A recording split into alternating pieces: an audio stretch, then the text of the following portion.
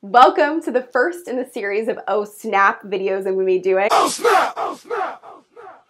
I'm so excited to start this series, and I'm starting it because I just hit 20,000 subscribers.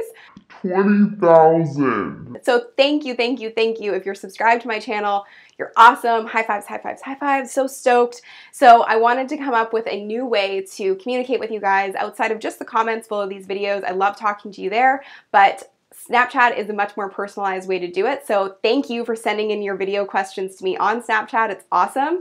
And it was so cool to see all of the locations that they came from, the UK, Colombia, the States. So yeah, pretty awesome to see, and we're gonna get right into the questions. Here we go.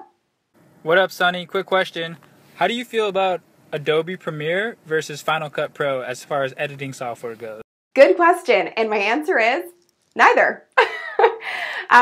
People are often surprised that I just use iMovie. I used to use Final Cut. I know how to use Premiere, but for me, as far as user-friendly and easy functionality and quick edits, I just find that iMovie is the way to go, and it's free if you have a Mac computer. You can buy the app if you want to edit on your phone. But yeah, that's what I use. Between Final Cut and Adobe Premiere, I would go with Final Cut only because I've used it more, so I'm a little faster on it. But I would love to know if you use those softwares for editing, what do you prefer? Leave it in the comment section below. And I'm often asked how to edit. People get really overwhelmed with that idea, so there's a video editing cheat sheet. I'll put the link to that below this video, and also I'll put a link to the video I have about using iMovie to edit your videos. It's a quick tutorial on the basics that you need to know about editing. Hey Sonny, this here. My question is how to balance the tone of your Snapchat presence and the seriousness of your business. Thanks. Cheers. That's so nice to see you. Love that question. But my answer on this one is just keep it consistent across platforms. I know that there's some industries where obviously you have to have more serious tone, but at the end of the day, people don't relate to a logo or a brand or a business. They relate to a person. And the beauty of Snapchat is that it humanizes you on a level that other platforms haven't really in the past. It allows you to take people behind the scenes of your brand and your business and into your life and what you're like. That being said, you still have to be careful about what you put out there. Anything that you put on social media, this is my rule. If you don't want your mom seeing it, don't put it out there.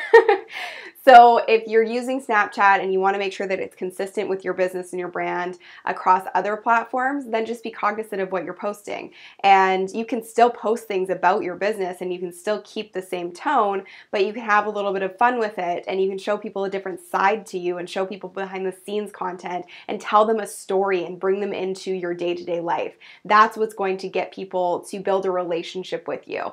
So yeah, that's kind of my long-winded answer to your question. I hope that helps.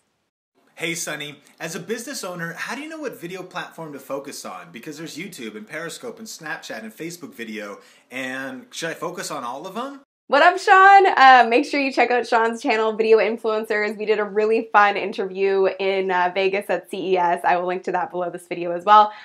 Such a good question. You guys are awesome. These questions are so good.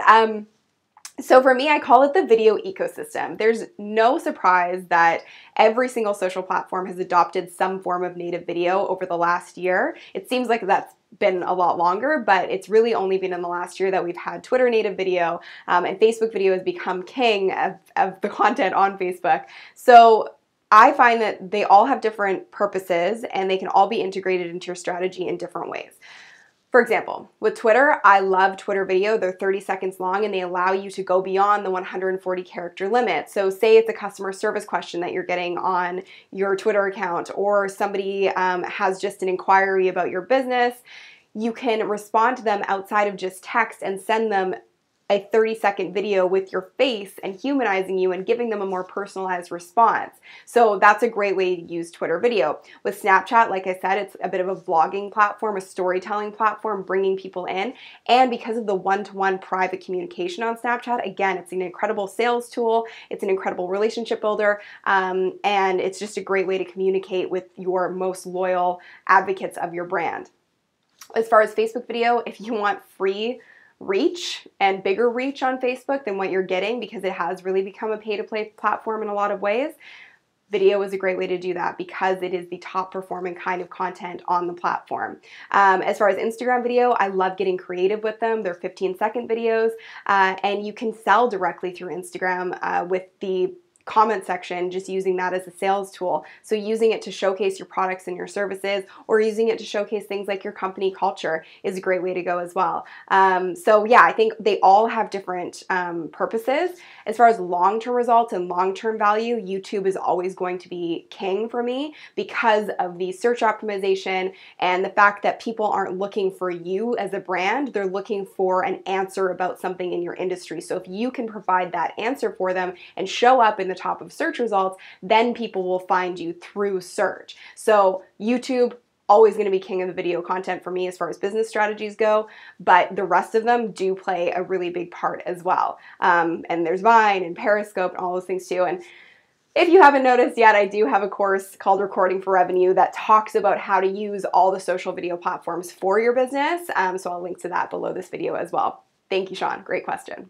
Hello, Sonny from Colombia. My question is about podcasts. How do you think that it fits into your strategy for... Hello to Colombia from Vancouver. That's so cool. Or I guess hola.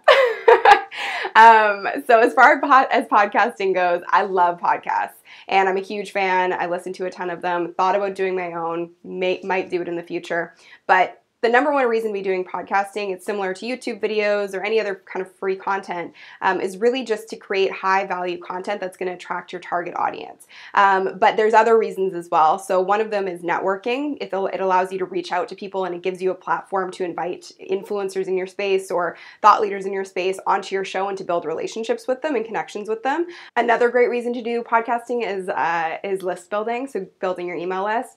Best example of that, in my opinion, is Amy Porterfield. She has an incredible podcast. I'll link to it below this video.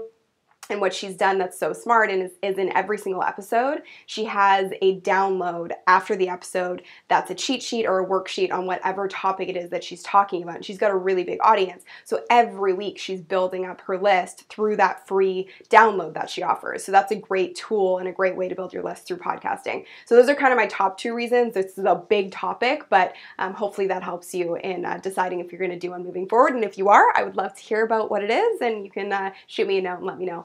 Hi Sonny, this is Rachel from Promo Barn. I'm just really keen to find out, in your opinion, what the best microphone is to use for video broadcasting. Rachel, hey, so best microphone. I'm a big fan of Rode microphones. They're my go-to. I'm wearing a Rode Lav mic right now. This is my go-to every week that I wear in my videos. I like the sound quality of it. It's also very affordable, and I find that most Rode products are high value at a good cost, so good quality, solid sound. And the other Rode microphone that I have is the shotgun mic, so it attaches to my DSLR camera, so if I'm shooting on the go, it picks up great audio on the go. So I'll link to both of those microphones below this video if you want to take a look. Hi Sonny, my name's Neil from the UK and I've got a question for you for your Oh Snap series on YouTube. Do you recommend using scripts when recording a video? Hey Neil, I was going to try and do a British accent, but I'm terrible at them, so I'll spare you that. As far as scripting goes, the only thing that I do for my videos is I write a solid intro, a solid extra, and then for the meat of the content in my videos, I only have bullet points. So I'm never reading, even if I have my intro and outro, I generally just have those in my head, and I don't read any of the content that I have in my videos. That's a preference for me because I just think it comes across more natural if I'm having just a conversation with you guys as opposed to reading from a teleprompter or reading from a script. When I worked in broadcasting, I would read from a teleprompter, and I just find that the way that I deliver is a little bit different. But if you feel more comfortable with the script, my biggest recommendation is to get really comfortable with it off camera and try not to read from it, but just have it as a reference. So intro, write it out fully, have it in your head.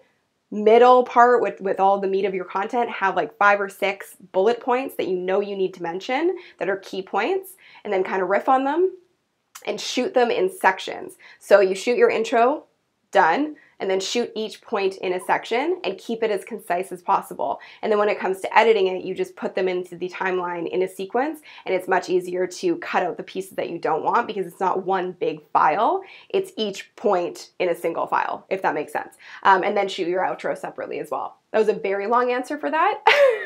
Thank you guys for watching this video. If you liked it and you like this OSnap idea, make sure you hit the like button below, hit subscribe, and share this video with your friends. And if you want exclusive tips and tricks on online marketing and video marketing, make sure you subscribe on my website, sunnylenarduzzi.com. Thank you guys so much for watching. If you have questions for me, you can send them to me on Snapchat. I will put up my Snap code at the end of this video so you can add me there. And I look forward to hearing from you. Again, thanks for watching, and I will see you guys next time. Oh snap! Oh snap!